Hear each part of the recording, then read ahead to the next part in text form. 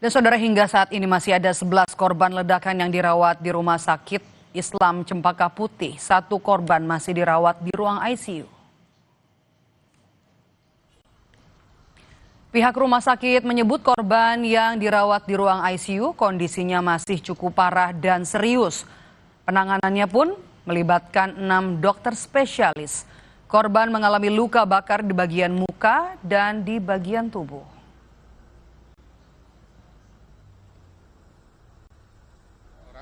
Satu orang masih di ICU dan kemudian sisanya dirawat inap.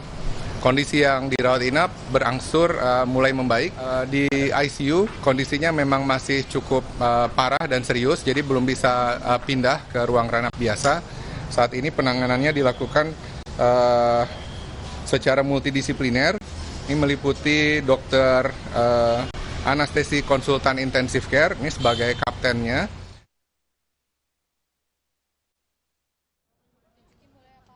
Iya, ini tulisannya. Kamera aja Pak, ke kamera. Ini tulisan balik ya. Ayah dari korban ledakan mendapat tulisan dari anaknya yang hingga kini masih kritis dan dirawat di ruang ICU. Dalam tulisannya korban meminta untuk selalu ditemani. Korban juga meminta agar ayah dan ibunya bisa sampaikan ke Polri untuk mengusut tuntas kasus ini secara transparan. Korban hari ini akan melakukan tindakan operasi yang kedua di bagian tangan.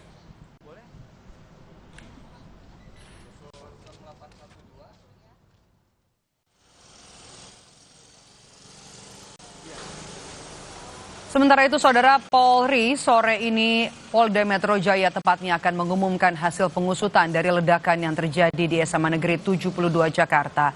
Pernyataan pers ini akan disampaikan langsung oleh Kapolda Metro Jaya, didampingi oleh Dansat Brimopda, Kabid Dokes, Ditsiber, dan juga Puslapfor. Sebelumnya Kabid Humas Polda Metro Jaya Kombes Budi Hermanto juga sudah membenarkan temuan 7 peledak yang dibawa terduga pelaku. Dari 7 peledak, 4 diantaranya meledak di 2 lokasi. Karena memang berkaitan dengan ledakan, makanya nanti Densus dan pihak Jibom Gegana akan menjelaskan secara detail. Artinya dari 7 bahan peledak tadi yang sudah meledak adalah 4, tersisa 3 yang belum. Ini secara detail, secara komprehensif nanti akan dijelaskan dari pihak Gegana dan pihak Densus dan Puslapfor ya, karena itu hasil olah TKP. Termasuk kemarin teman-teman ada yang menanyakan apa saja sih barang temuan pada saat dilakukan penggeledahan. Artinya itu nanti secara lengkap akan disampaikan dari Puslapfor, tapi yang pasti ada kaitan persesuaian dengan barang-barang yang di TKP. Untuk mengetahui perkembangan pengusutan kasus ledakan di SMA N 72 Jakarta, kita bergabung bersama jurnalis Kompas TV, Fedriska Ananda, dan juru kamera Ian Faris. Rizka, selamat petang. Rizka, bagaimana perkembangan pengusutan kasus ledakan di SMA N 72 Jakarta?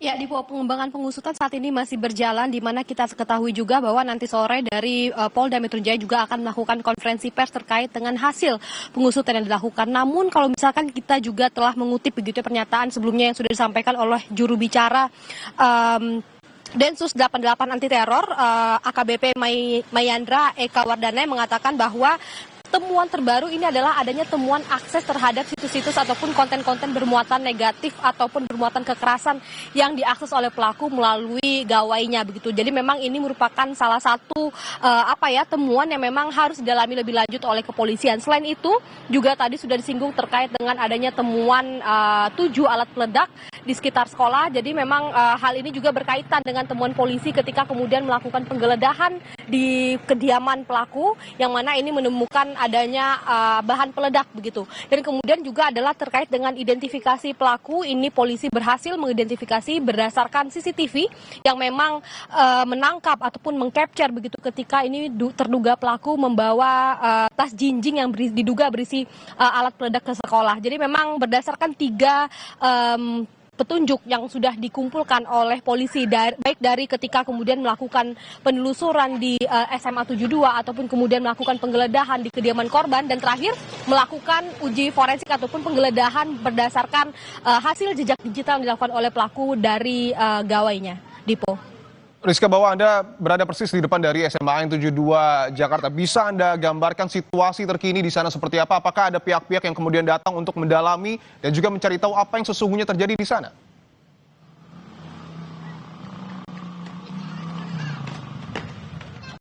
Ya, Dipo, kalau misalkan untuk sore hari ini memang kalau misalkan kita bisa lihat bahwa di depan sekolah ataupun di SMA 72 ini tampak sepi begitu ya.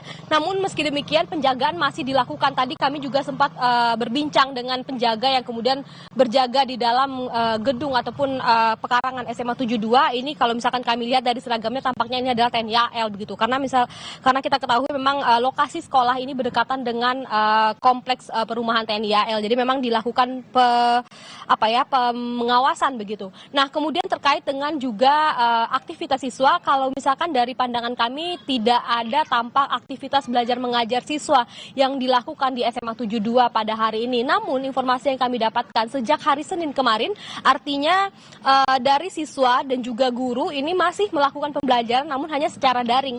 Tadi kami dapatkan informasi juga bahwa guru-guru meskipun siswa tidak datang ke sekolah, namun guru-guru ini melakukan pembelajaran secara daring dari sekolah.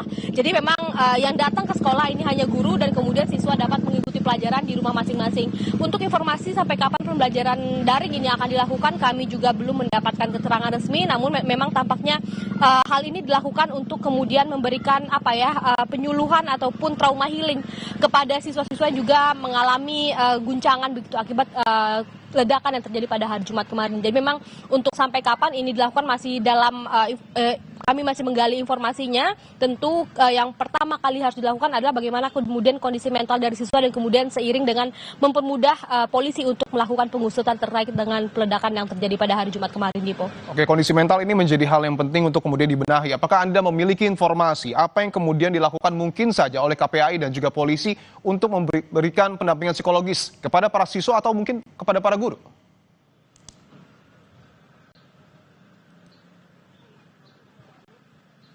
Ya, informasi yang kami dapatkan memang dari HIMSI juga melakukan penyuluhan ataupun trauma healing kepada siswa-siswa ini. Tidak hanya dari HIMSI namun juga psikolog-psikolog profesional ataupun yang memang bergerak independen begitu juga memberikan penyuluhan trauma healing kepada para siswa. Karena memang atas kejadian kemarin di mana ledakan yang terjadi di lingkungan siswa yang memang mungkin mereka tidak terbiasa dengan kondisi ini, tentu harus diberi penyuluhan terkait dengan trauma healing. Tidak hanya siswa-siswa namun juga guru-guru meskipun mereka berusia dewasa begitu, namun memang tentu hal ini tidak lazim terjadi di lingkungan sekolah. Jadi memang harus diberikan penyuluhan baik terhadap siswa yang juga masih minor, masih di bawah umur, namun juga kepada orang dewasa. Dalam hal ini adalah guru-guru ataupun tenaga pengajar yang ada di SMA 72. Jurnalis Kompas TV, Fedri Rizka Ananda dan juga juru kamera Ian Faris. Terima kasih atas laporan Anda, selamat bertugas kembali.